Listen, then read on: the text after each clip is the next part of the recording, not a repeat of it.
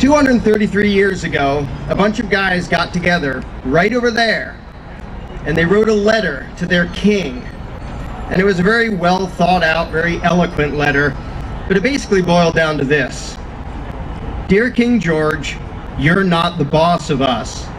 Sincerely, bunch of troublemakers. Because that's essentially what the Declaration of Independence was. It was not whining to the king, oh, will you please be nice and lower your taxes and do this. In fact, the Declaration specifically describes how they had tried that and it didn't work.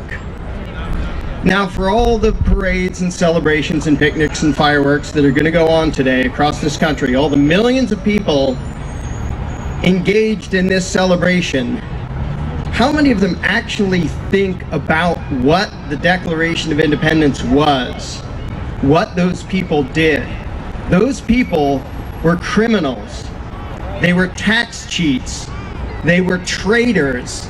They looked their government, the British Crown, in the face and said, we do not acknowledge your right to rule us at all.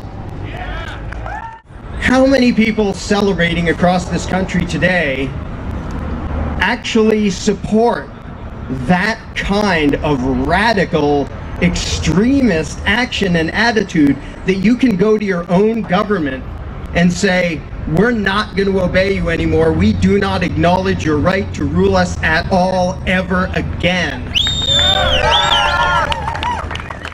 The spirit that allowed this country is basically dead in the vast majority of Americans. The vast majority of Americans are absolutely incapable of thinking, much less speaking, the concept, you're not the boss of me. Now, when we look back, it's easy for us to cheer, hooray for the rebels, and we know how it turned out. We know they won. We know the revolution was successful, and King George got his butt kicked. But make no mistake, when you cheer for the people who had the American Revolution, you are cheering for traitors and criminals. They broke the law. Freedom is always illegal. Suppose a group in this country today did what the founders did. Suppose they wrote a letter to the United States government, a letter to Congress and the President, and said, we will not pay your taxes ever again. We will not obey your laws ever again. We do not acknowledge your right to rule us at all ever again. And when you send your thugs to enforce your will on us, we will resist. How many Americans dare to even think that? And what would most Americans think of any group that did that? Horrible criminals and traitors and fringe lunatics, and we can't have that. Well, why do we have this double standard? Why is the whole country having these huge celebrations over Independence Day where a bunch of criminals broke the law, committed treason, and resisted authority, when the vast majority of all those people out there having celebrations would be the first in line to condemn anyone who did that today? Why the double standard?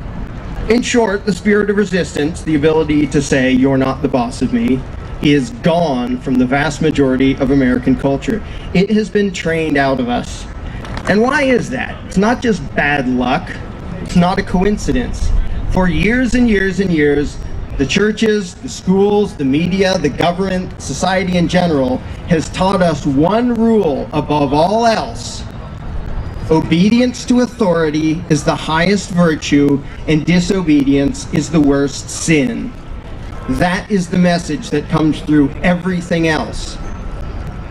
You can see it in the freedom movement, because the vast majority of the freedom movement consists of people saying, let's vote for these people, let's push for this legislation, let's lobby for this and that and the other thing. And they couch their demands in, of course, we will only do things within the system. We would never advocate anything illegal. Well, I hate to spoil your party, but the Declaration of Independence was not about doing something within the system. It was about saying, we're free whether authority says so or not, and we will resist Even if you call it law, even if you call yourself government, we will resist because we own ourselves.